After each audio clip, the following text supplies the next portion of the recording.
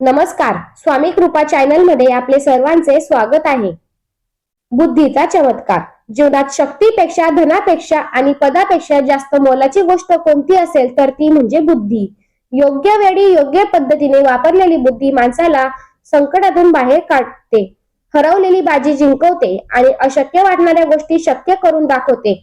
आजची अशीच एक बोधकथा म्हणजे अशाच एका साध्या व विलक्षण बुद्धीच्या चमत्काराची कहाणी आहे. ही कथा फक्त ऐकण्यासाठी नाही तर मनात साठवण्यासाठी, जीवनात उतरवण्यासाठी आहे. कारण परिस्थिती कितीही कठीण असली तरी शांत डोके, स्पष्ट विचार असेल तर मार्ग नक्कीच सापडतो. गावाची ओळख. दक्षिणेकडील डोंगर रांगेच्या कुशीत वसलेले एक लहानसे व टुमदार गाव होते सोनगाव. गाव जरी सोनगाव असले तरीही सोन्याच्या खाणी तिथे नव्हत्या. मात्र गावातील माणसांची मने सोन्यासारखी स्वच्छ आणि नाती घट्ट होती. शेती, पशुपालन आणि थोडीफार हस्तकला यावरच गाव चालत असे. सोनगावचा प्रमुख होता देशमुख आप्पा.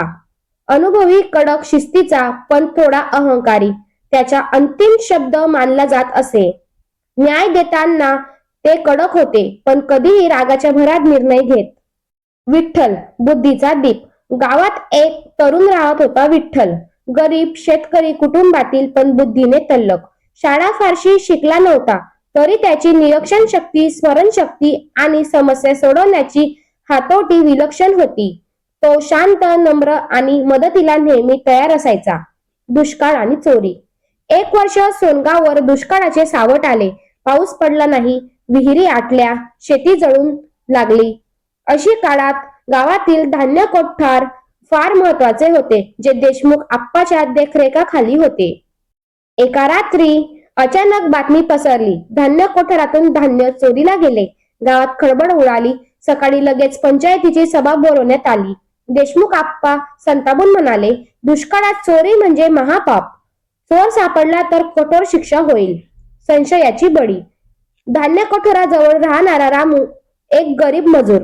त्याच्यावर संशय घेतला गेला कारण तो त्याचा रात्री उशिरा बाहेर दिसला होता आणि त्याच्याकडे काही धान्याची दाणे सापडले. देशमुख आप्पा ठामपणे म्हणाले, पुरावा मिळाला आहे, रामूच चोर आहे. रामू रडत म्हणाला, आप्पा, मी निर्दोष आहे, देवाची शपथ. गाव दुभंगले.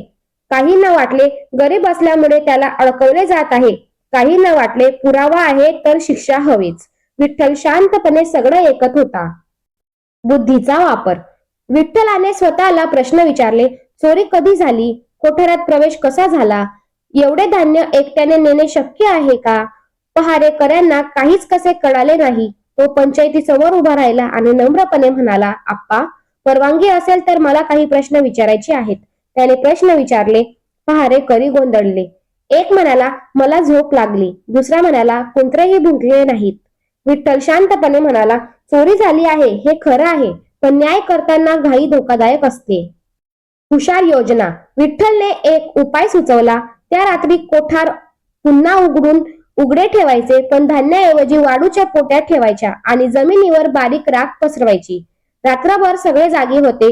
पहाटे कोठार उघडले गेले. राखेवर दोन वेगवेगळे पावलांचे ठसे दिसले. एक नंगे पायाचा आणि दुसरा जाड चप्पल घातलेला. विठ्ठल म्हणाला, ही चोरी एकट्याची नाही, यात दोन जण सहभागी आहेत.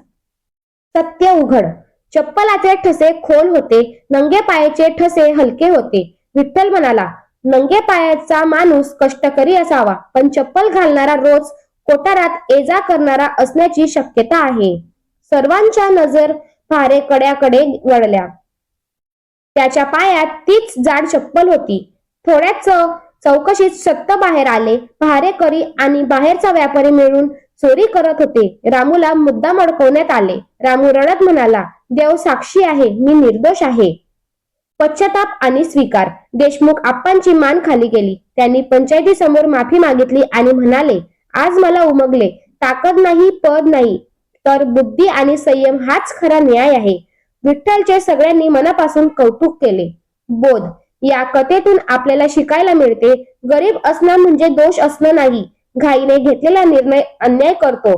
डोकं शांत आणि बुद्धी मोठ्यात मोठं संकट सोडवू शकते. बुद्धी हीच खरी संपत्ती आहे.